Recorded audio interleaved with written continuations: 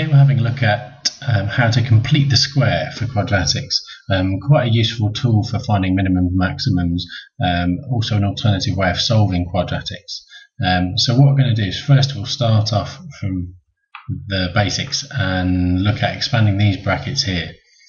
Now hopefully you won't fall into the trap of going, oh look, it's x squared plus 4. It's not.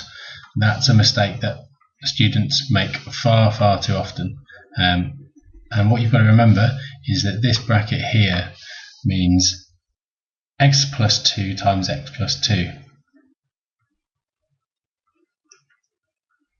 and if you apply your method to that, you should find you get x squared plus 4x plus 4. And similarly, if I expand this particular bracket, I'm going to get x squared plus 6x plus 9, and for this one, x squared plus 12x plus 36. You may want to pause the video at this point and have a go at these ones to see if you can predict what's happening. Hopefully you've had a go now and you've found that that gives you x squared minus 6x plus 9. Careful with your negatives. This one gives you x squared minus 2x plus 1, and this one gives you x squared plus 22x plus 121. Now, we haven't completed any squares yet, but the purpose is that you'll notice that you double this number here to get the x coefficient, and you square it to get the number on the end, and that can be quite an important thing for using to rewrite quadratics like this one in a different way.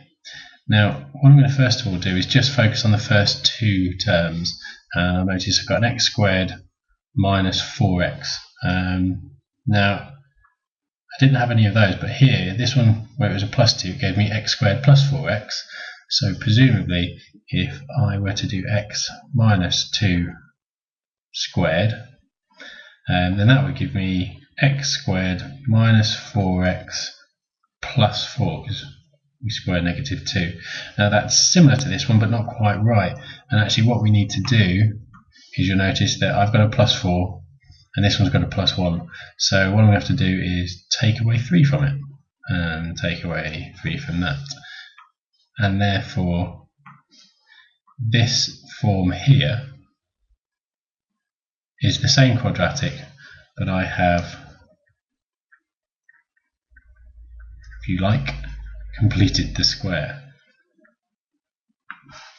So let's try it for a different one, and again, once I've written this one out, you may want to pause and have a go yourselves.